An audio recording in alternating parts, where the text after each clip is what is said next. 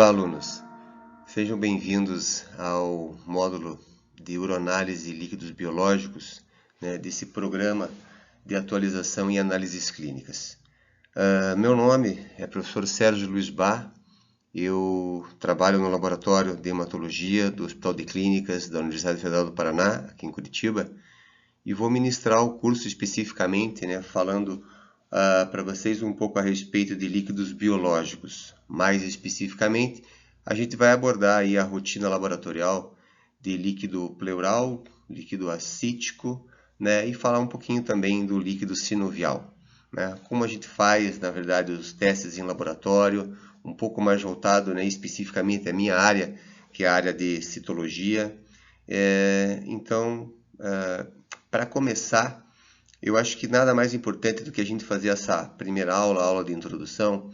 Eu vou comentar um pouquinho com vocês a respeito dos folhetos, das membranas, que cercam, na verdade, a nossa cavidade peritoneal, nossa cavidade pleural, a pleura, o peritônio, para a gente entender um pouquinho da característica dessas membranas, certo?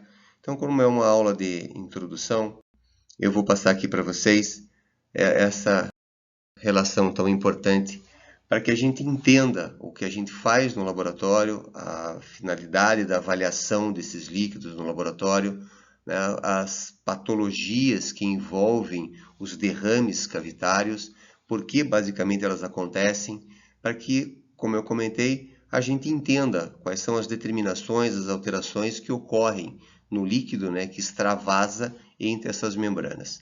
Então, tudo dentro de um laboratório é um entendimento.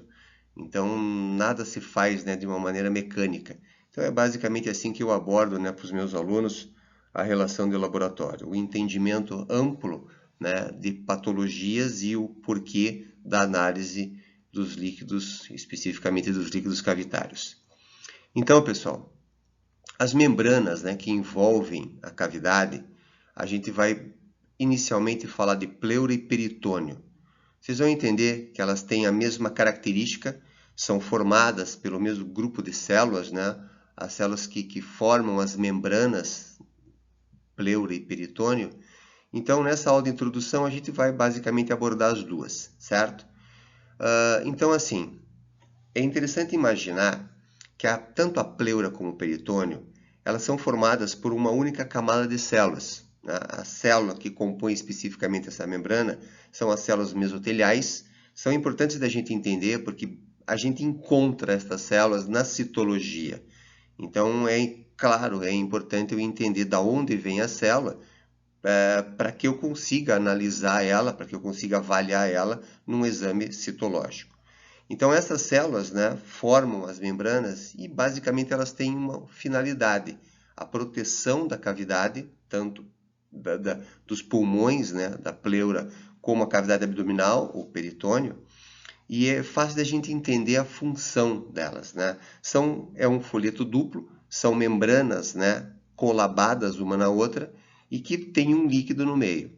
Este líquido seroso tem uma característica do soro, uma característica viscosa, ele tem a finalidade de colabar as membranas. Então, eu entendo que se não houvesse esse líquido no meio, essas membranas facilmente poderiam abrir. Então, a finalidade do líquido entre elas é colabar, certo? E também, como tem uma característica viscosa, fazer um deslizamento de uma membrana sobre a outra. Então, normalmente, a maneira que eu abordo para os meus alunos lá em sala de aula é a gente imaginar se eu colocasse uma lâmina de vidro sobre uma superfície, sobre a mesa, por exemplo. Essa lâmina que a gente está acostumado aí nas aulas de hematologia, uma lâmina de microscopia. Então, se eu colocar uma gota de óleo em cima da mesa e jogar uma lâmina de vidro em cima, eu entendo que essa lâmina colaba, certo, na mesa.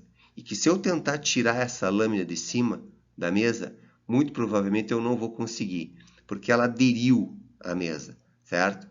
Mas se eu pegar o meu dedo, colocar em cima dessa lâmina, eu entendo que eu consigo deslizar ela, certo, sobre a mesa. Então, é basicamente assim que eu entendo a função desse deslizamento das duas membranas, uma sobre a outra, na função que elas exercem, né, as membranas exercem, tanto na cavidade pleural como na cavidade peritoneal, no peritônio especificamente, certo? Então, a gente precisa entender agora como o líquido que está entre as membranas, como que ele entra na cavidade. Então, a gente entende que a pleura, né, tem uma descrição aqui, um folheto contínuo, né, formado por uma única camada de células mesoteliais, como eu comentei, firmemente unidas, né, e, claro, apoiadas numa estrutura de tecido conjuntivo.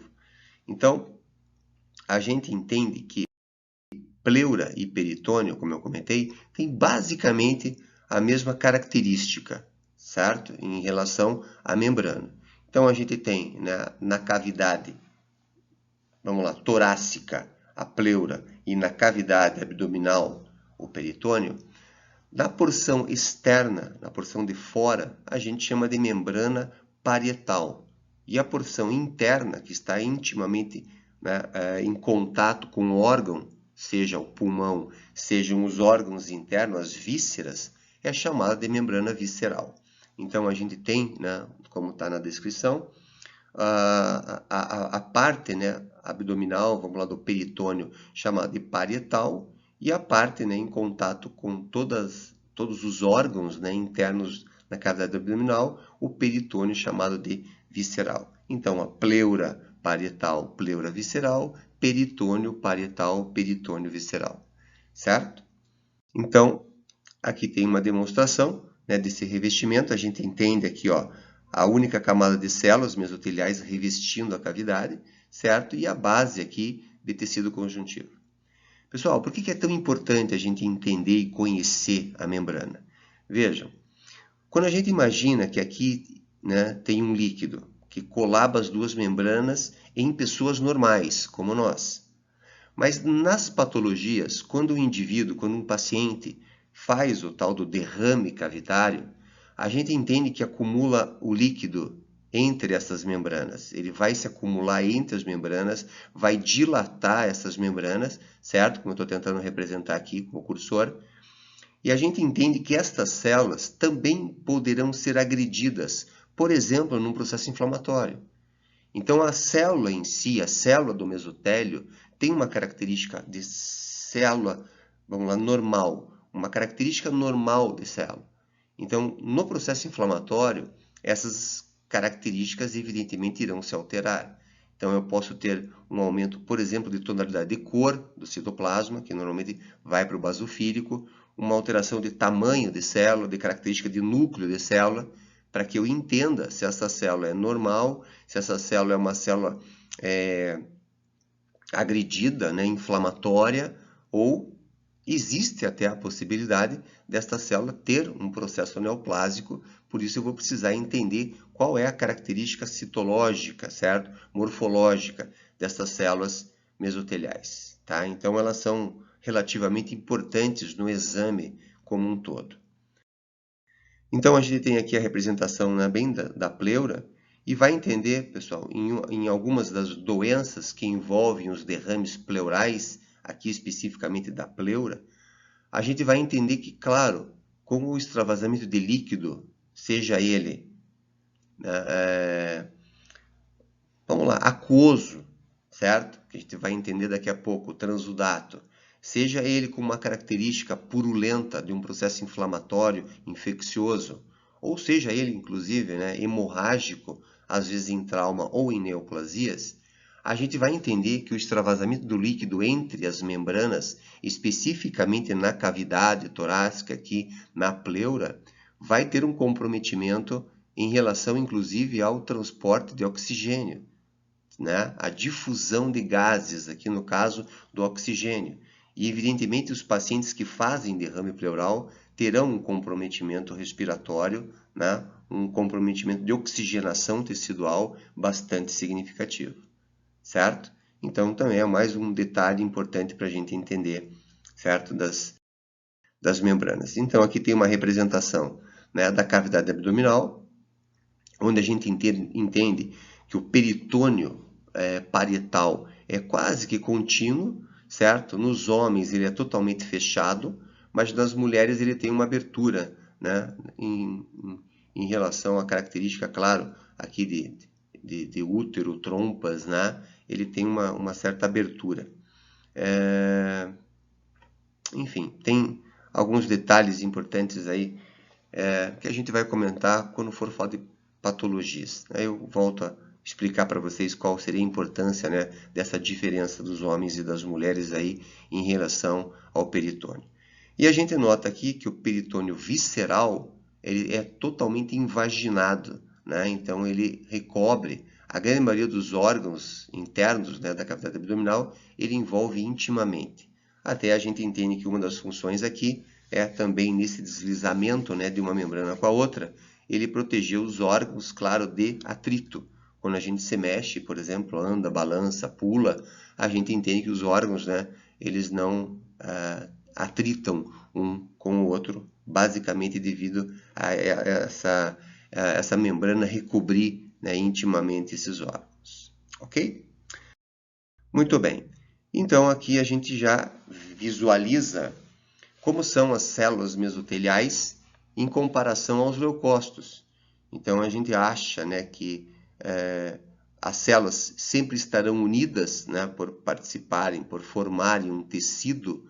Então, não necessariamente entendam, né, elas estarão unidas. Às vezes a gente encontra a célula mesotelial, para falar a verdade, muitas vezes a gente encontra as células mesoteliais assim, ó, soltas, certo? Mas em algumas vezes em placas, né, em tecido, assim, como a gente entende que elas vêm, né, da sua formação, da sua origem, né, formando, né, um tecido contínuo, uma membrana.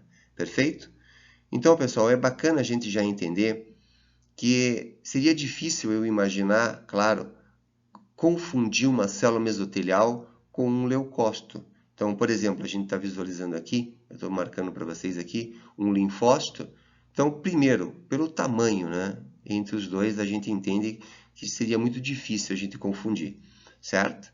Mas a gente entende que um linfócito até pode crescer em processos, né, reacionais, e uma célula mesotelial até pode ficar um pouco menor do que ela é, devido às vezes até problemas de coloração, certo? Mas na coloração, eu digo numa lâmina preparada, corada, dificilmente a gente vai confundir um e outro, certo? Mas a gente vai ver que na contagem de células a fresco é praticamente impossível eu diferenciar as duas. Por isso, quando a gente for falar de técnica, a gente vai entender que a gente conta células nucleadas em líquidos cavitários, certo? Eu conto célula mesotelial e leucócito, né, como um todo.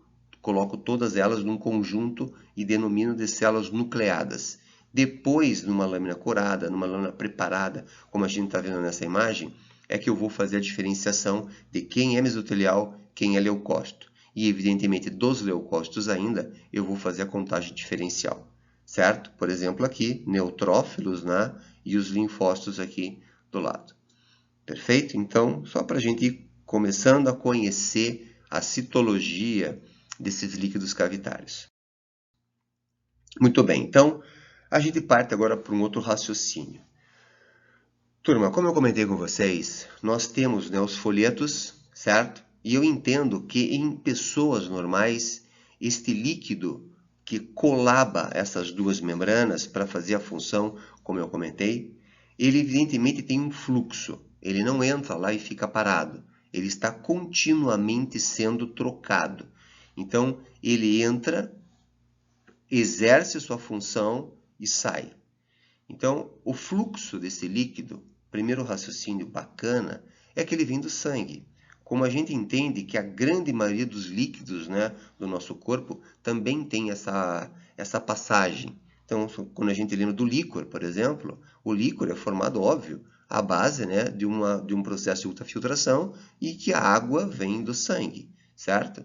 Então, aqui não é diferente o processo.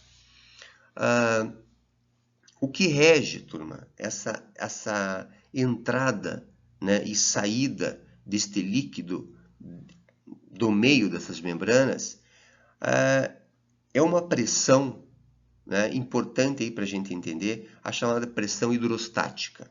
Pressão hidrostática nada mais é do que a pressão que a água exerce sobre a parede do vaso, certo? Então, a gente entende que os vasos estão em equilíbrio, né? Nós temos água dentro do vaso, que é a água do intravascular, a gente tem água dentro da célula, que é o intracelular, e tem água entre as células, que é a água do interstício. Então, esses compartimentos, evidentemente, eles trocam a água o tempo todo, para que exista um equilíbrio, certo? Então, uma das forças, né, que determina essa passagem, esse fluxo, essa troca de água de um compartimento para o outro, é a chamada pressão hidrostática. Então, quando eu imagino, um exemplo que eu sempre dou, né, também para os meus alunos lá entenderem bem.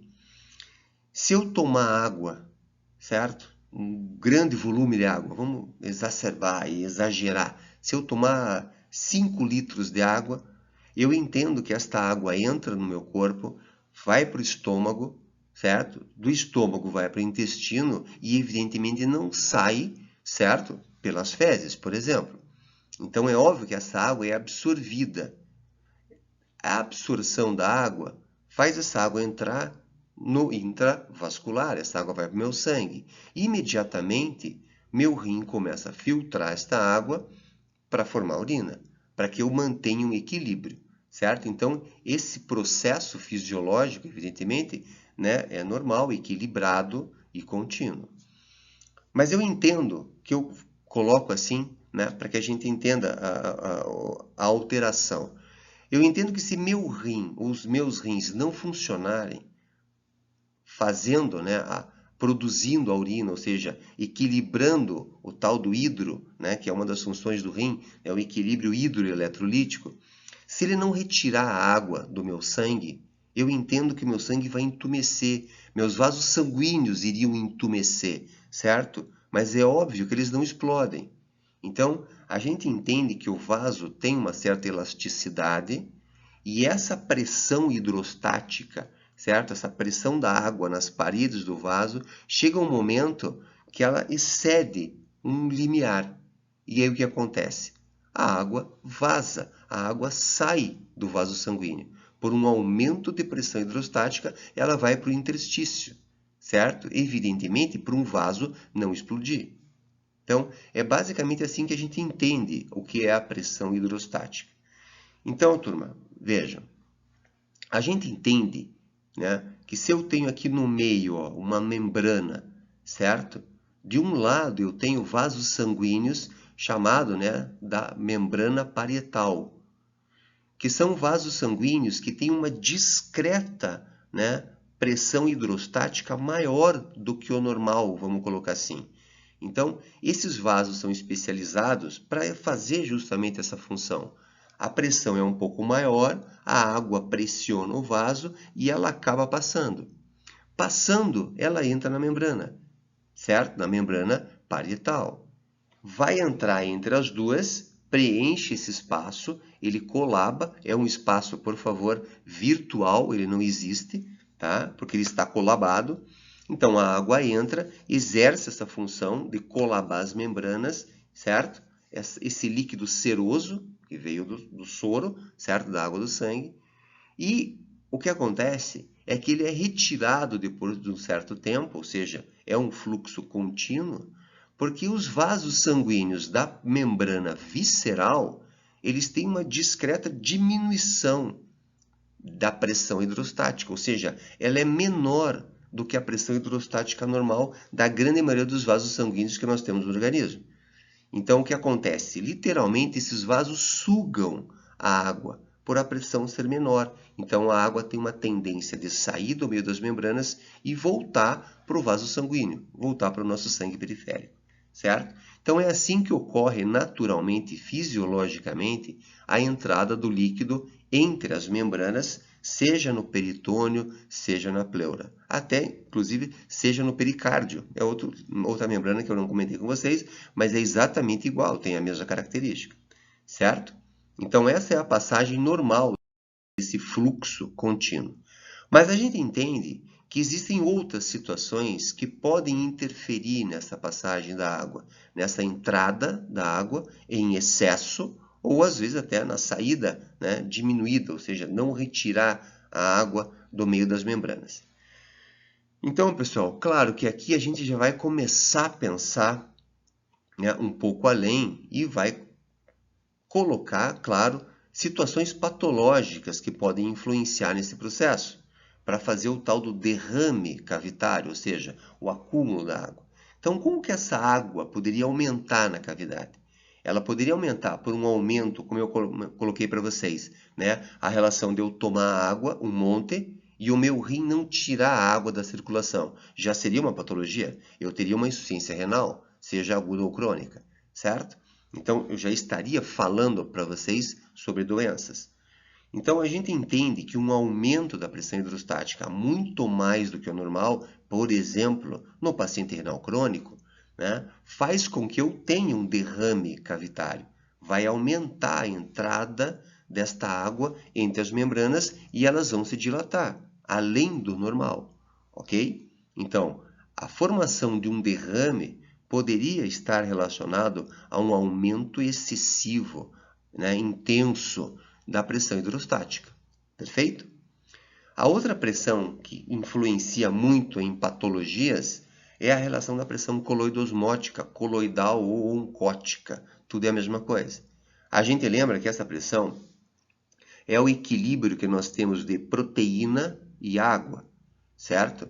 Então, assim, no nosso sangue a gente tem uma concentração proteica, tá, muito relacionada ao equilíbrio da água que eu tenho dentro do sangue.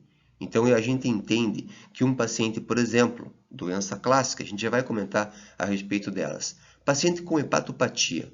A gente entende que o fígado, uma das funções do fígado, síntese proteica, certo? Então, todo paciente que tem hepatopatia, seja moderada ou grave, vamos além. Ou então, todo paciente desnutrido, que tem desnutrição, tem uma redução proteica, né? Seja de uma maneira ampla ou da albumina, certo? Do sangue. O fato é que a redução da proteína do sangue faz com que ele tenha um excesso de água, ou seja, foge do equilíbrio.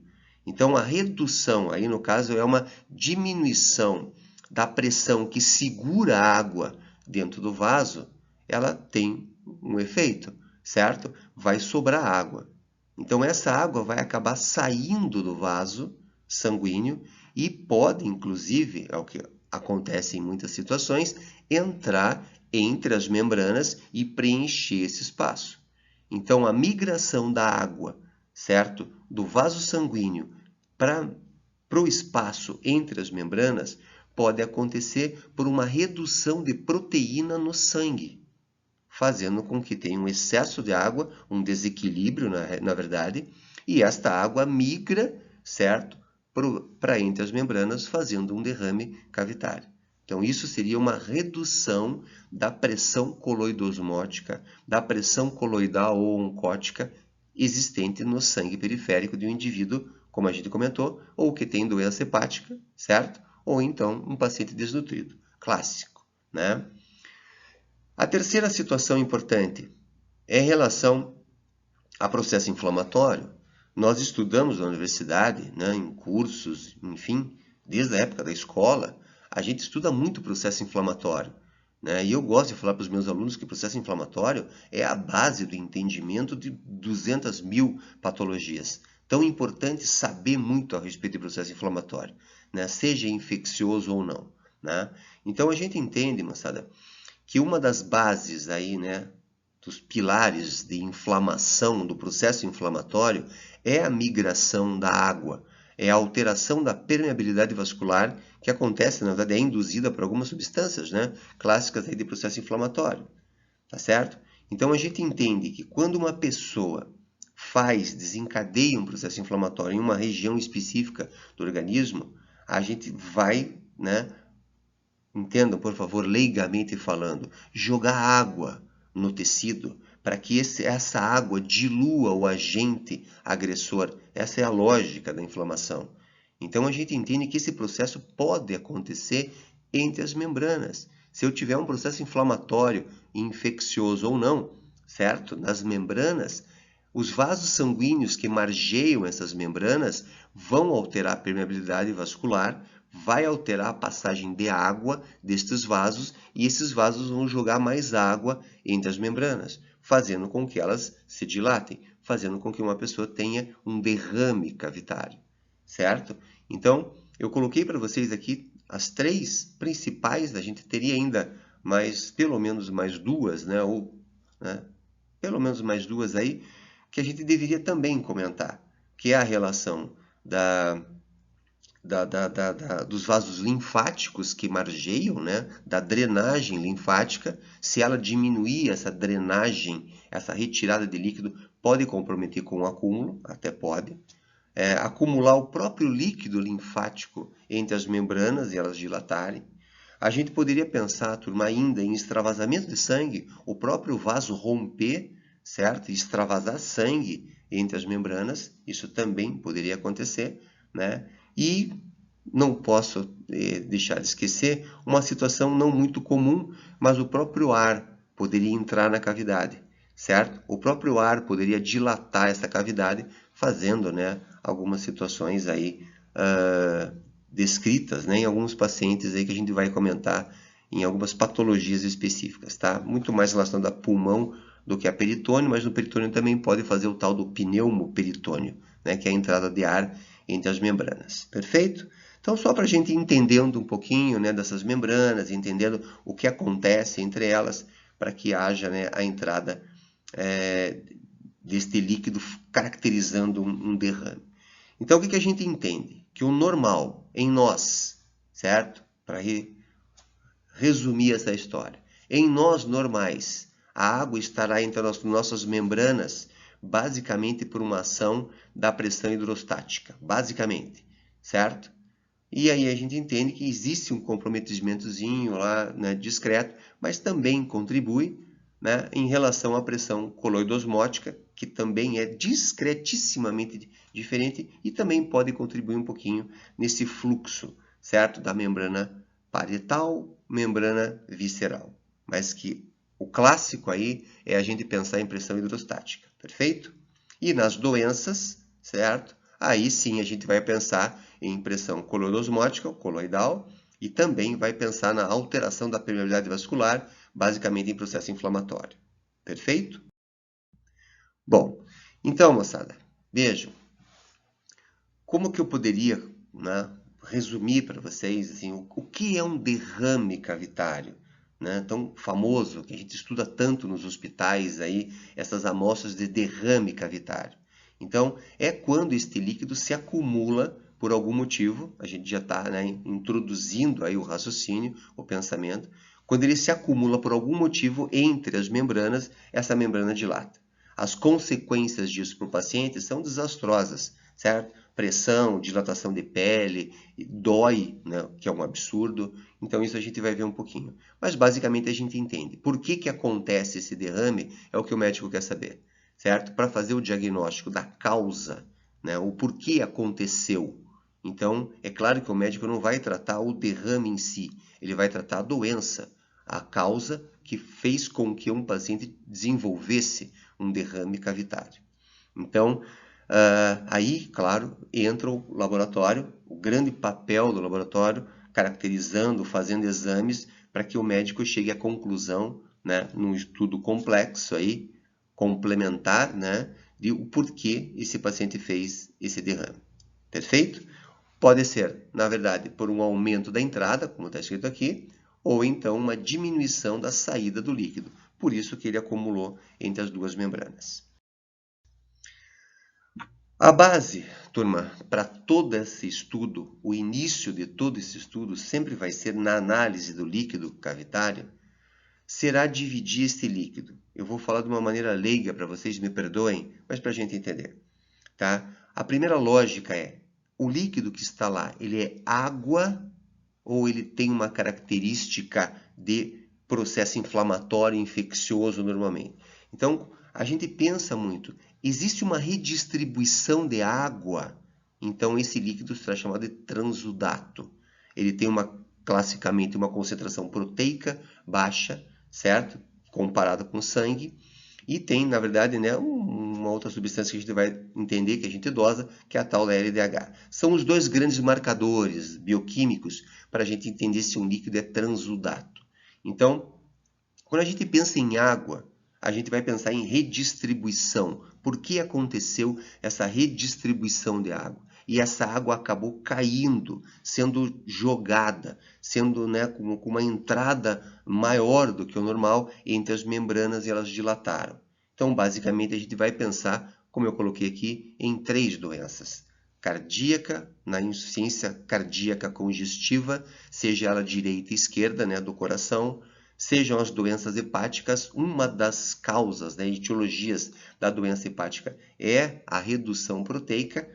A água, como eu falei para vocês, por alteração de pressão coloidosmótica, ela migra, ela passa para o tecido, né, entre as membranas, e vai preencher o espaço. Ou então, um paciente renal, que eu dei o exemplo para vocês, já jogando a história aí, se eu tomasse água, né, e fosse um paciente renal crônico, eu teria, evidentemente, um aumento de pressão hidrostática, e essa água vazaria, né, entre as membranas. Então, essa é a relação de transudato.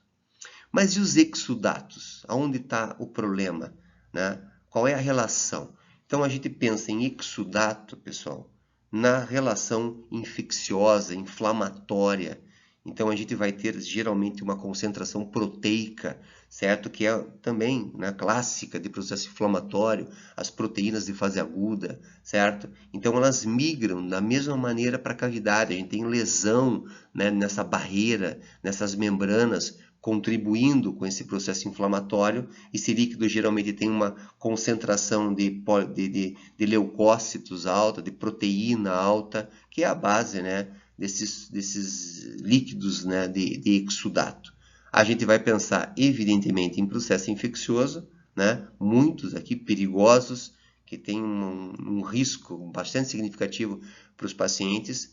A relação de tuberculose, vou falar um pouquinho para vocês dessa relação, dos exames que a gente faz em laboratório para caracterizar a tuberculose. E um aspecto importante para nós aí, muito importante, que é a relação, né, das células neoplásicas, da tal citologia oncótica, em relação aos derrames cavitários, certo? Então, a gente vai ver que, normalmente, vamos dizer assim, não é muito difícil entender que existem células neoplásicas na cavidade, normalmente. Em algumas situações, claro que sim, né? Mas normalmente não.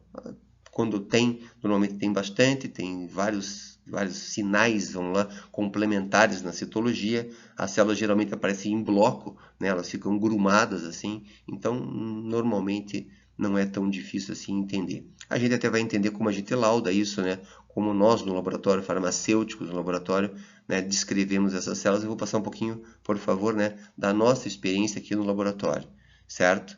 Então, é o que a gente vai entender aí de exames. Então, pessoal, para a gente fechar essa primeira parte, né, da nossa aula, o que a gente pode estudar de líquidos cavitários? Então, líquido do peritônio, né, o líquido peritoneal, também chamado de líquido acítico, o derrame cavitário famoso, né, derrame pleural, do líquido pleural, menos comum na incidência de encaminhamento para o laboratório, o líquido pericárdio. A gente, me perdoa, a gente não vai abordar nestas aulas. Eu vou falar um pouquinho para vocês, quando a gente for falar de peritônio, vou falar um pouquinho da análise dessa bolsa, chamada de CAPD, que é da diálise peritoneal ambulatorial contínua. Então, eu fiz muito isso, né, quando eu trabalhava lá em um outro hospital, lá em Ponta Grossa. A gente fazia muito análise de bolsas de CAPD, né, devido a uma associação a gente tinha forte lá com o serviço de hemodiálise, certo? E a gente vai falar também sobre o líquido sinovial, né, que tem uma outra característica, né, não em relação às membranas, né, porque, claro, a cavidade sinovial tem uma característica um pouco diferente aí do que a gente abordou até agora em relação às membranas. Tá certo? Então, essa primeira parte, né, da aula, a gente para por aqui, e aí a gente continua com o segmento das aulas mais para frente, ok? Então, obrigado.